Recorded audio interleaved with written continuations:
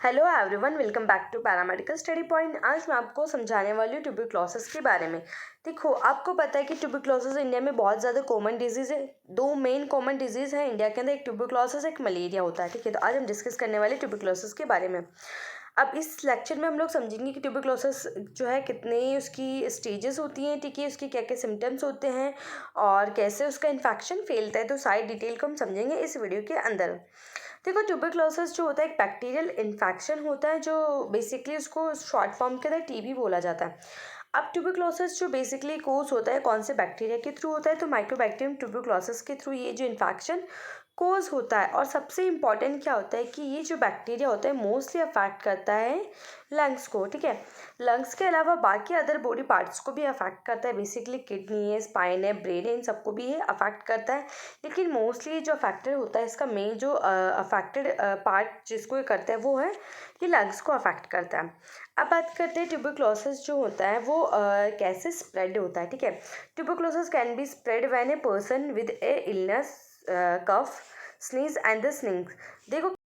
देखो क्या होता है, कोई भी अफेक्टेड पर्सन है, ठीक है, जिन्हें जिस पर्सन को ऑलरेडी टीबी है वो अफेक्टेड पर्सन, उसमें कफ किया, उसने स्नीज किया, उसने छींका वगैरह जो भी करा, उसकी वजह से टीनी ड्रॉपलेट्स क्या होती है, ठीक है, टीनी ड्रॉपलेट्स क्या होती है, जो वो टीनी ड्रॉपलेट्स जो बाहर के एटमॉस्फेयर में आ जाती है, जिसमें क्या होते हैं छोटे छोटे जर्म्स होते हैं, बैक्टीरियाज होते हैं, ठीक है, यानी माइक्रोबैक्टीरियम वहाँ पे प्रेजेंट होता है। अब उसी वहाँ पे क्या सराउंडिंग एरिया में कोई अनदर पर्सन है, ठीक है, उसने क्या करा वहाँ पे ब्रीथिंग की। ठीक है, नॉर्मल सी बात है, ब्रीथिंग नेचुरल प्रोसेस होता है ह्यूमंस का, वो ब्रीथिंग करता है। ब्रीथिंग करने के बाद में क्या होगा, वो जो ड्रॉपलेट्स है वो उस पर्सन ने क्या कर ली, अपने अंदर ले ली ब्रीथिंग के थ्रू, यानी वहाँ से क्या होगा, कोई भी बैक्टीरिया कोई भी जर्म है वो कहाँ एंटर हो गया, उस पर्सन के लंग्स के अंदर, यानी जो नॉन अफेक्टेड पर्सन था उसके अंदर क्या हो गया, बेसिकली वो जो टीबी के बैक्टीरियाज थे वो अंदर एंटर हो चुके। अब क्या होता है, इजीली जो ट्यूबरक्लोसिस होता है वो स्प्रेड होता है कौन सी जगहों पे स्प्रेड होता है, जहाँ पे बहुत ज़्यादा क्राउड होता है, ठीक है, यानी बहुत ज़्यादा भीड़ होती है, वहाँ पे ये बेसिकली स्प्रेड होता है। अब क्या होता है, सबसे इम्पॉर्टेंट इसमें एक और बहुत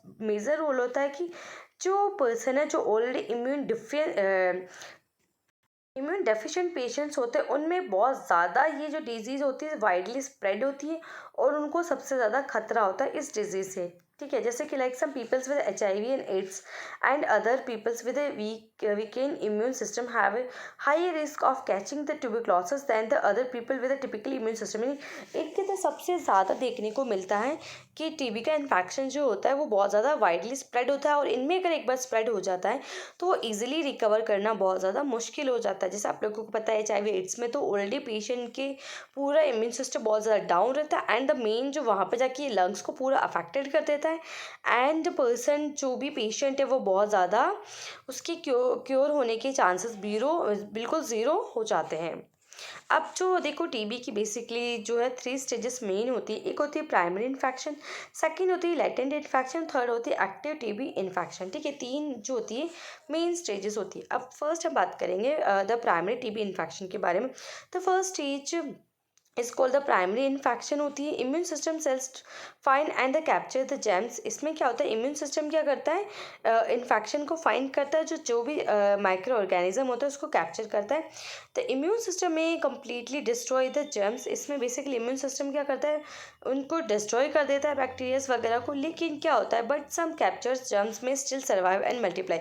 लेकिन कुछ क्या होते हैं वहाँ पे सर्वाइव करते हैं और वो क्या करते हैं, मल्टीप्लाई करना स्टार्ट कर देते हैं, ठीक है, लंग्स के अंदर। अब नेक्स्ट की अगर मैं बात करूँ तो नेक्स्ट का तो लैटेंट इन्फेक्शन में क्या होता है, primary infection is usually follow by this stage, जिसको बेसिकली लेटेंट टीबी इन्फेक्शन बोला जाता है। Immune system sales build a wall around the lungs tissue with the TB germs. यानी क्या होता है इसमें धीरे धीरे लंग्स के अराउंड जो भी सेल्स होती है वो क्या करती है, जैसे कि यहाँ ये लंग्स है, ठीक है, तो लंग्स के अराउंड क्या करती है, बॉडी की सेल्स चारों तरफ क्या करती है, सेल्स के एक वॉल क्रिएट करती है जिसको जो टीबी के जर्म्स या बैक्टीरिया से वो अंदर आ ना सके, नहीं इसको ब्रेक करके वो अंदर नहीं आ सके, वो ऐसा एक एटमॉस्फेयर लंग्स के चारों अराउंड कैप्चर किया जाता है। ठीक है, the germs can not do any more harm if the immune system keep them around control, but the germs survive. फिर भी germs कुछ क्या करते हैं, वो survive करते हैं.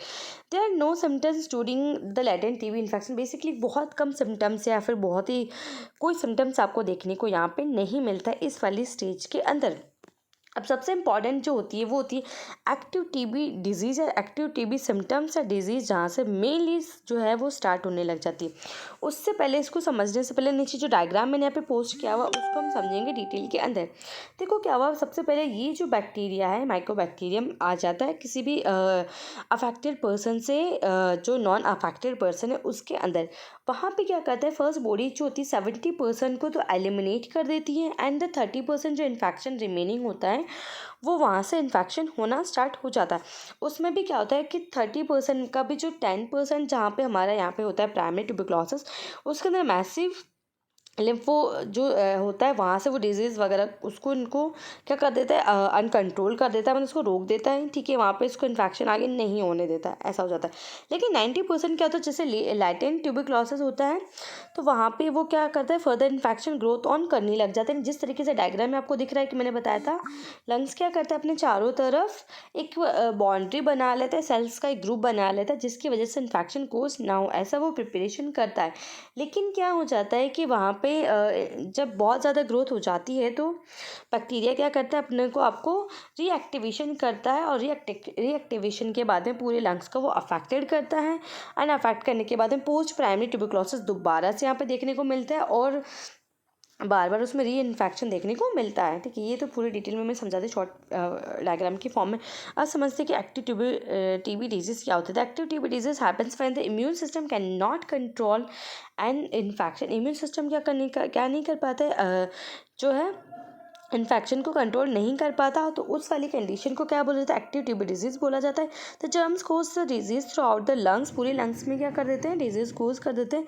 And the other part of the body, other part में भी कोज कर देते हैं. एक्टिव टीबी डिजीज़ में happens right after the primary infection. After the primary infection की शुरू होने लग जाता है अगर पेशेंट अगर ट्रीटमेंट ना ले तो. But it is usually happen after the months और the years of the latent TB. Basically ये जो कोर्स होता है मंथ्स और ईयर्स के बाद में देखने को मिलता है, सडनली ये नहीं होता है. एटलीस्ट जो पेशेंट है उसको मिनिमम 2 to 3 मंथ्स का तो टाइमिंग मिल जाता है एक्टिव टीबी तक पहुंचने के लिए. उससे पहले वो अपना ट्रीटमेंट स्टार्ट कर सकता है. अब बात कर लेते हैं इसके सिम्टम्स की कि TB disease in the lungs में cause the symptoms such as. Basically कौन कौन से सिम्टम्स देखने को मिलते हैं, a bad cough that lasts 3 weeks और लॉन्गर. ठीक है, एटलीस्ट 3 वीक से लॉन्गर या हो सकता है. ठीक है, पेन इन द चेस्ट में पेन होता है, coughing up blood and the sputum की कफ करते टाइम ब्लड और स्पूटम आ जाता है, या फिर फैलगम भी देखने को मिलता है जैसे कि पे आपको डायग्राम में दिख रहा है. ठीक है, in active tuberculosis infection person में experience the chronic cough with blood containing mucus होता है. ठीक है, इस तरीके से लंग्स इन्फेक्टेड यहाँ पर डायग्राम में आपको दिख रहा है. अब क्या होता है कि अदर सिम्टम्स की अगर मैं बात करूँ टीबी की, तो वीकनेस हो जाती है, फैटिक हो जाती है, वेट लॉस होता है, नो हेपेटाइटिस हो जाती है, चिल्स होती है, फीवर होता है, नाइट टाइमिंग में स्वेटिंग देखने को मिलती है. तो बेसिकली क्या होता है, जब ट्यूबरक्लोसिस स्टार्ट होता है तो trachea, lungs and the infection cause होता है एल्वेलाई तक इन्फेक्शन जाता है और इस तरीके से आपको जो माइकोबैक्टीरियम देखने को मिलता है. अब क्या होता है, अब इसकी इंक्यूबेशन पीरियड की हम बात करें, ट्यूबरक्लोसिस का इंक्यूबेशन पीरियड क्या क्या होता है. The period from the infection to the development of the primary lesion and the significant tuberculin reaction is about 3 to 9 weeks का पूरा ऑलमोस्ट टाइमिंग लग जाता है. अब बात कर लेते हैं इसके प्रिवेंशन फ्रॉम द ट्यूबरक्लोसिस. क्या क्या प्रिवेंशन आप कर सकते हो. तो प्राइमरी प्रिवेंशन क्या होगा, सेकेंडरी प्रिवेंशन क्या होगा, दोनों देखते हैं. देखो, प्राइमरी प्रिवेंशन का काम होता है aim to block the infection. ठीक है, सेकेंडरी का क्या काम होता है, aim to block the progression of an infection to active disease. ठीक है, अब बात कर लेते हैं कि प्रिवेंटिव मेजर्स क्या क्या होंगे. आपको अवॉइड करना है, avoid the close contact with person having active TB और the inactive disease, not adequate the treatment. ठीक है, गेट वैक्सीनेशन करना है and stop interesting with the groups having high rate of TB transmission such as homeless persons, injections drugs users and person with HIV infections और ads. नहीं, यानी आपको क्या करना है, बेसिकली क्राउडेड एरिया से दूर रहना है. जिस भी पेशेंट में टीबी एक्टिव टीबी उनसे दूर रहना है. अगर ठीक है हो गया तो कोई बात नहीं, आपको वैक्सीनेशन लेना है. और जो भी पेशेंट्स होते हैं जो HIV और एड्स से इन्फेक्टेड होते हैं उनसे थोड़ी सी डिस्टेंस बना के रखनी है। इसलिए नहीं कि वो उससे अफेक्टेड, इसलिए अगर उनको TB है पॉसिबली तो वो आपको भी कोस हो सकती है। नेक्स्ट क्या करना है, आपको मेंटेन करना है आपके इम्यून सिस्टम को स्ट्रॉन्ग करना है। आपको स्मोकिंग नहीं करनी, ड्रिंकिंग नहीं करनी है, हाउस होल्ड आपको हमेशा क्लीन करते रहना है, ठीक है।